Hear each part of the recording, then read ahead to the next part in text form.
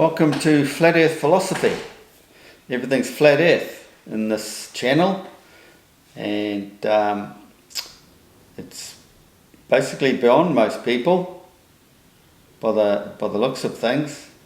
I would have thought the information I've posted so far in the last 2 years would have created a heck of a lot of subscribers, but at this stage there's only about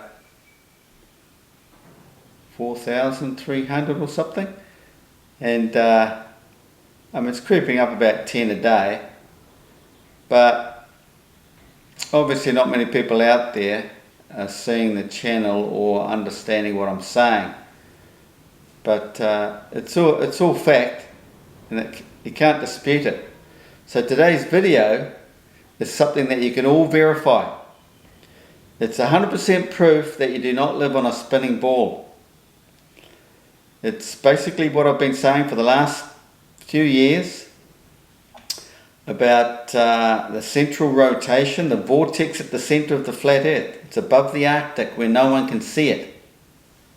It's all metaphysics, metaphysical. It's all described in ancient philosophy.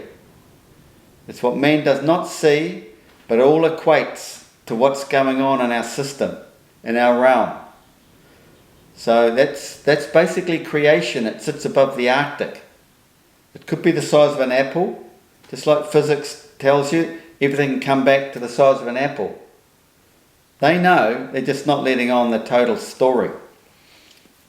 So it just comes out, it expands out. It comes from basically nothing. It's like a thought expanding on an idea. We can go forth and take an idea and create something, build it with our hands, because this is the physical world. Creation is not the physical world, but it's created our realm, where we all perceive everything as being physical. But nothing is actually physical. You turn the sun out, or the frequency's off, we just all disappear. We can just appear overnight like that.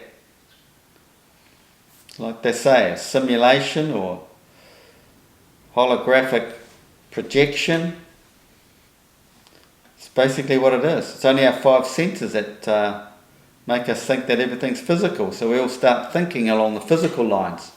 Well, but hey, that doesn't make sense. It's not physically acceptable. Well, you have to think deeper than that. Got to use this thing. So anyway, what I've been saying is it all starts from the center of the Arctic, above the Arctic, a place we cannot get to. We cannot get to the center of the Arctic. Now,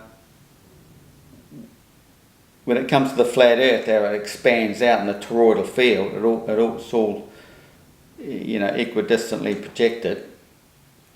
And so near the Arctic centre, you've got more of a central point where we can see the auroras coming to a central point. But in the south, it's more dispersed because it's around the broader circumference. No matter where you go south, you'll get the auroras at a certain time.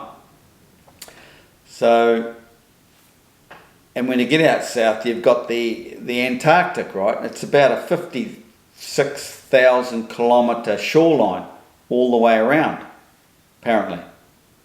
So basically that's the perimeter of our flat earth surface.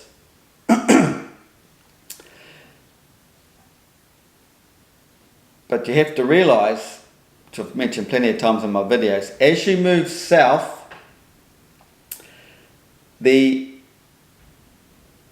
arcs of longitude, are all equal. And we expand with that field as it's expanding out, because it's all coming out from the centre, expanding out. So all life expands in that field. So each latitude is all relative to the observer. So the time you take to get from A to B back here in the north, it's the same to get from, say, New Zealand to South America. In that longitude, from A to B. These are the long haul flights. They're getting them all wrong, flat earthers and that. talking about flights going from A to B but going via C and all this sort of thing. No, you have to understand this. We all expand going south. So when you get in your head that nothing's physical, we are creatures of light in the field, in the toroidal field. This wave that comes from the centre Arctic, we're all in it, we move in it, we're part of it. And I've been telling you all along that the central vortex turns and it sends the projection out at night around our sky. So the central Arctic projection is straight up in the northern hemisphere and turns. It does not wander off. It's always been there for millions of years and always will be, because the sun is the centre, Polaris is the centre.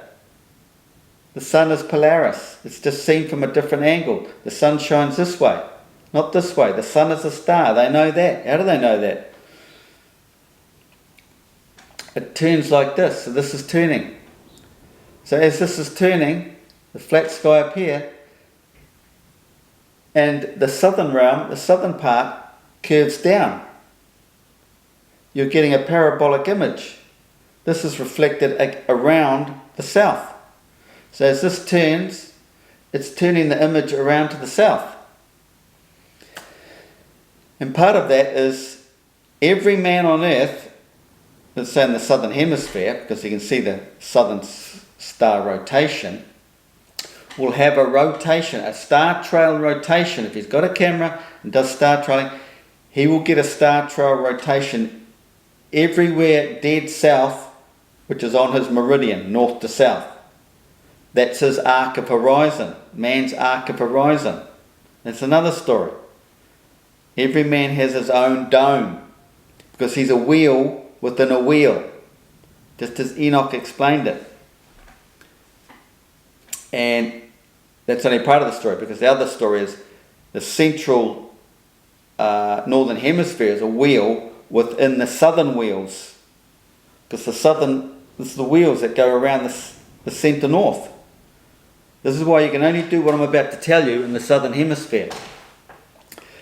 So, because everything's projected from the centre out, everybody gets their image of this rotation dead south.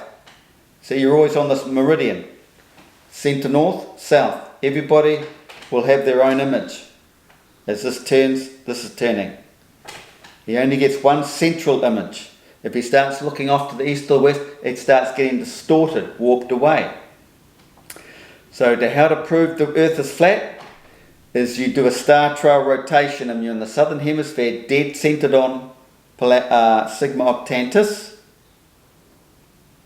Polaris Australis, the Australis version of Polaris North. You set up one camera and take a star trail rotation. You don't have to move the camera, you just fix it there on your southern meridian and you get the nighttime star rotation over a few hours. You can actually get a full circle within a few minutes. How do you get a full circle within a few minutes when the earth hasn't even turned 15 degrees yet? Because there's a constant rotation. There's already an image in the northern centre vortex that projects that centre, that rotation, circular rotation. Okay, so you've got your camera fixed, taking that. You've got another camera on an equatorial mount or some star tracker system, and you decide to pick one of those stars in that rotation and you track it. What's going to happen? Your equatorial mount's going to start tracking west, because all the stars in that rotation, they're not continuously doing 360s. They go so far because they're turning out. Because this rotation is going like this all the way around the south as the centre vortex turns. But because you've got your one man's arc of horizon and his meridian, you will always get that one rotation within your arc. But your camera on the mount is tracking it west. How does that happen? Cannot happen on a spinning board. You've got two motions. That's 15 degrees per hour. And this drifting star tracker is 15 degrees per hour. It's all explained in my flat earth model. Anybody can do this now, this experiment. It proves the globe is dead 100%. I put this up on Facebook a few days ago, so I thought I'd better put it on YouTube. Somebody will plagiarise it. I don't mind Flat Earth and that sharing it, or Globies coming out admitting they're wrong, as if they would. Their whole system relies on it. All their careers, all their lies, all depend on lies. So there it is, folks. Exactly what I've been describing in the last 2 or 3 years. Every man has his arc of horizon. Wherever he is on the earth, he'll have his image, his horizon. And he's always zenith. So he should be called zenith, but we say, because of science, he's 90 degrees to his zenith. But he's always centre of his arc. This is how you get to do celestial navigation successfully, because all the light goes across the dome, your 180 degree symmetrical arc. And it's all perpendicular to the arc. Always comes back to you. This is how you do celestial navigation, right? And then as you move, your arc will move. And this is where you get the variance and start doing your calculations with more shots of the stars. So this is part of the wheel within a wheel Enoch's talking about. But this main one is the northern hemisphere, is the centre wheel that does not wander off. It's always fixed there and keeps turning. So all those stars will keep turning so far, but because it's a vortex and they wind up and then wind back down, it's magnetically locked. This is the other thing. I'll do another video on what do you call the levitation, the freezing magnets and stuff. I'll get onto that later. But that's part of the system. It's all magnetically locked in here, you see. So it spirals up and goes down. This is what it's doing all the time. So going up and down over 2.2 days. Well, that's another story. But anyway, so the stars in the northern hemisphere may not do a full rotation. Well, maybe you can see them do a full rotation, but you can lose them due to this winding down, and then they wind back up. So maybe you do see them do a full circle, but they won't stay on that one diameter, I don't think. They'll sort of come in a bit, then go back up. That's how they do it. This is why every man on earth, let's say out in the south, he sees everything come across his arc of horizon, but in fact it's coming around over his part of the world. So you'll see it going over his dome, and then directly opposite will do that cardioid. It'll do that loop on the other side of the world. So every man has that loop. He is opposite that loop. If you can understand that. Because that's his day side. If it's middle of the night, it'll be the middle of the day. It's complicated to explain that one, but anyway. So this video is proof, everybody. You don't live on a globe. How can the globers explain that?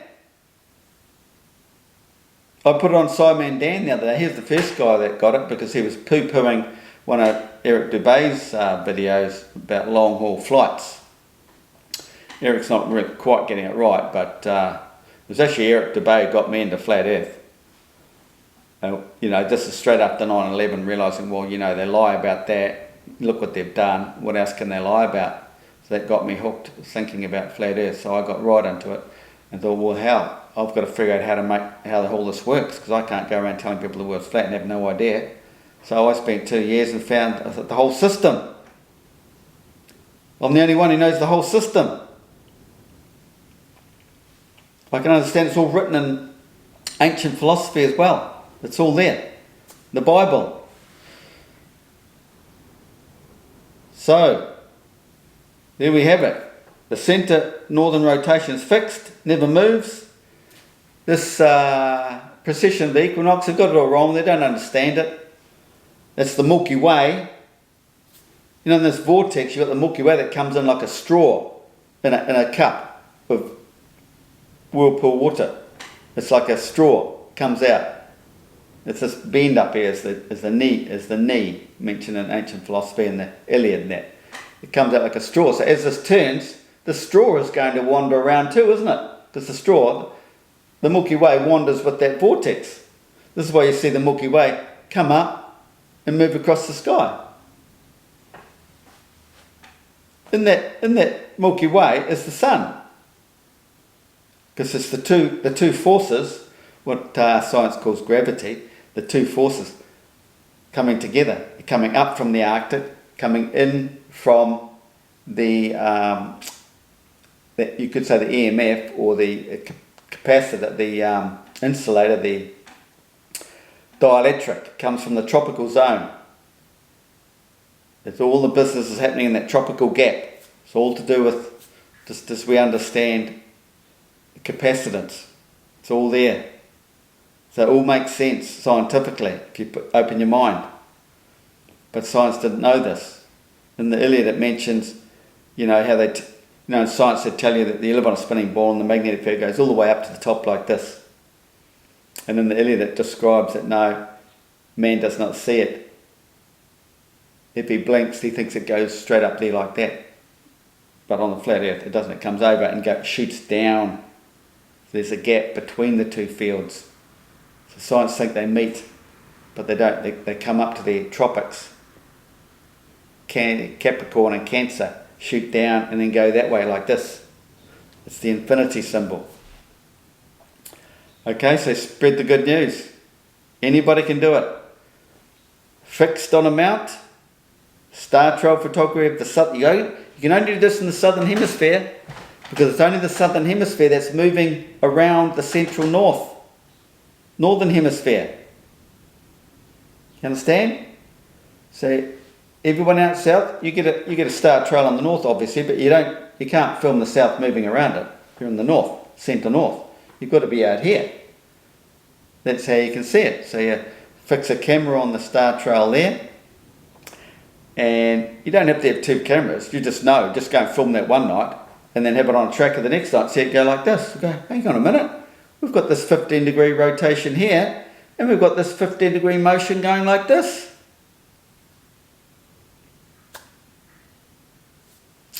I don't think it's associated with their 66,000 miles an hour motion around the sun, is it?